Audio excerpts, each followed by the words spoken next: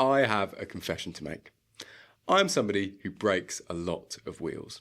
And while I'd like to think it's because I'm some gnarly enduro rider tackling all the most punishing and demanding terrain, in reality it's probably more a combination of poor technique and bad luck. So when I found out about a new type of alloy rim design that increased impact resistance without increasing weight, I was pretty keen to give it a go.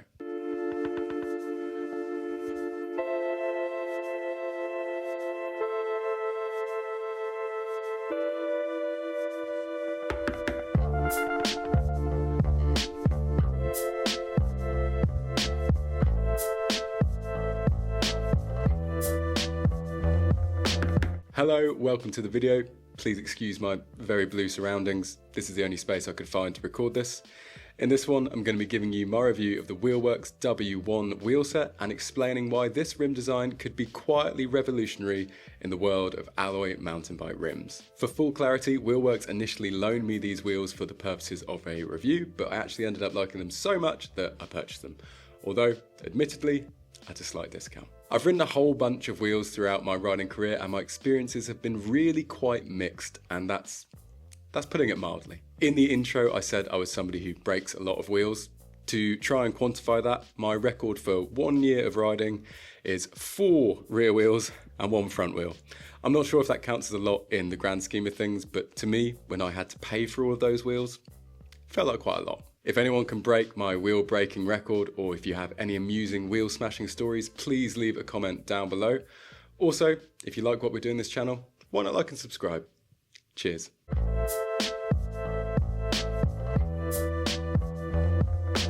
So, what makes these wheels so special? Essentially, it boils down to the bead of the rim.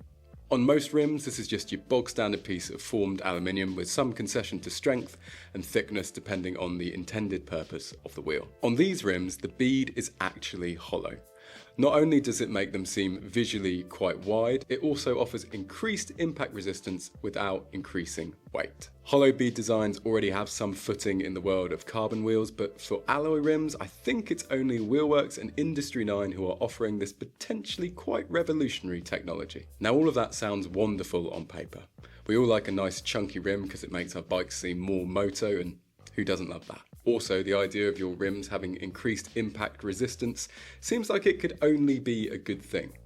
But how does a hollow bead help achieve that, and why should you, as a rider, care about how your rims react to impacts? Well, hold on tight, because we're going to take a trip back in time to understand why wheels break in the first place, and why impact resistance might be more important than overall strength when it comes to mountain bike rims.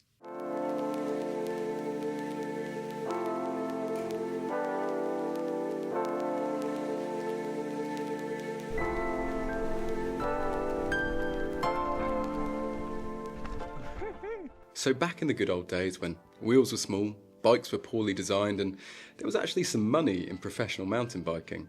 If you went out for a mountain bike ride and you landed a little bit sideways, there was quite a high chance that you'd tacho one of your wheels. This is largely because the rims themselves were not strong enough to withstand the forces that proper mountain biking subjected them to. Some designs like the Halo SAS wheelset used very high spoke counts to try and counteract that issue. For those wondering, that design had 36 spokes up front and a whopping 48 in the rear. Fast forward a few years and rim technology had improved significantly. Rims could now survive sideways landings, so the next obstacle to your rear wheel surviving a normal weekend of mountain biking was how the rim reacted to strikes from poorly placed rocks and roots. Now, rather than the wheel failing at the first sign of impact, it was much more likely that the rim bead would fold inwards or outwards. As a general rule, it's probably better that your rim bead fails inwards rather than outwards, as that way there's an increased chance that your tyre will stay inflated and on your rim. Many downhill teams use the DT Swiss EX471 rim for this very reason. When it fails inwards, which means there's a much higher chance of your tyre staying on the rim and full of lovely air. In the present day, many alloy rims are strong enough so that they won't just collapse at the first sign of impact, and instead will transfer the force of an impact to the spokes and the wheel as a whole. This means you're much more likely to detension and snap spokes rather than dent your rim. This is fine, and certainly a big improvement from the bad old days of mountain bike wheels, but still far from ideal. A hollow bead design helps address all these issues by acting a little bit like the crumple zones of your car. This means when your wheel strikes a rock or a root, there is a specific part of the rim that helps absorb that impact. This means your wheel stays true, your spokes stay tight, and your tyre stays inflated with air. All of this without having an alloy rim which is unnecessarily heavy. In practice, this design is actually pretty effective. A little while ago I thought I'd managed to completely spangle my rear wheel with a very badly placed root, and to my eye it looked a little bit out of true and like it might require some attention from a spoke key. I took the wheel down to Wheelworks, and on closer inspection it was only actually slightly out of true on one side of the rim, with a tyre that was still perfectly round and generally exactly the shape that it was designed to be. This means the rim had acted exactly as intended. It had absorbed the impact without affecting the usability or overall strength of the wheel. Since then, I've had my fair share of moments with the WOne Wheelset where I thought I might have destroyed a rim. Here's some examples.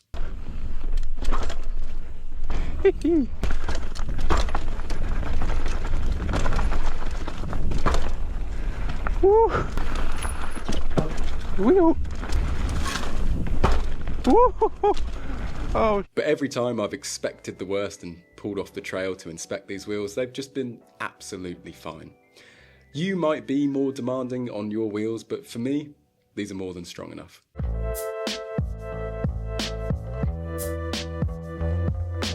Now, at this point, if you're not from New Zealand, you might be wondering who Wheelworks are.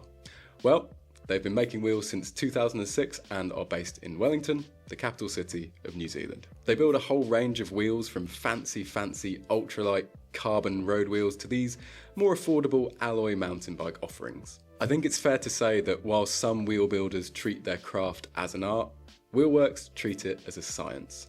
If you're considering getting a set of wheels made by them, I would highly recommend popping down to the Wellington workshop and just checking out how they do it. It's full of Wallace and Gromit style inventions that aim to make wheels that are stronger and more durable than their competitors. Also, it is exceptionally clean, which isn't something you can say of most bike shops. Other than the aforementioned hollow bead rims, the WOne wheelset is made up with Hope Pro 5 hubs, Alpina double-butted spokes, Sapim brass nipples, and Wheelworks' own high-flow tubeless valves. A really nice touch on these wheels is the laser engraved decals. This is something Wheelworks actually do in-house, and it gives you the precise length of the spokes used on the wheels. So if you snap one and you need a replacement, there's no guesswork involved and you will know the exact length that you need. This is a really smart feature and something I'd love more wheel brands to adopt. This wheelset costs 1,250 New Zealand dollars, which is the same as 730 US dollars or 544 British pounds. Shipping to Australia and New Zealand is included in that price, but if you live slightly further afield, Wheelworks will be able to sort out postage, and generally, if you want a set of these wheels, they'll be able to get them to you.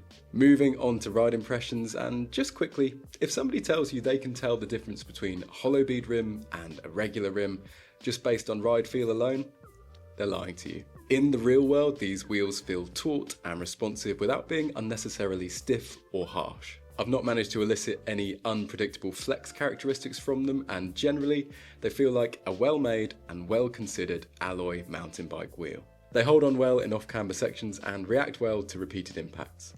Steering inputs generally feel very precise, and in high load situations like steep or fast corners, it doesn't feel like you're loading up the wheel and waiting for it to spring back at you. In essence, they ride in the way that alloy wheel evangelists would have you believe that all alloy wheels ride. They are predictable and dependable, with compliance when you need it. The Hope Pro 5 hubs have also been absolutely flawless throughout my time riding these wheels. I've had another set of wheels in the past with these same hubs and they continue to impress me. In terms of a no-nonsense set and forget product, they're pretty hard to beat. Before I wrap up my ride impressions, I want to quickly talk about wheel weight and how it affects ride characteristics. In the past, I've been guilty of ruining the way a bike rides by adding wheels that are simply way too heavy. Back in the UK on my Norco Fluid, I managed to break some wheels, surprise, surprise, and I actually replaced them with a set of Hope Fortus 30s. These are very strong and very burly rims, but my God, are they heavy. They turned the bike into a bit of a lump, and ultimately it did affect the way the bike rode in quite a negative way. Now, in no way am I blaming Hope for this mistake. These are very clearly marketed as enduro and downhill wheels.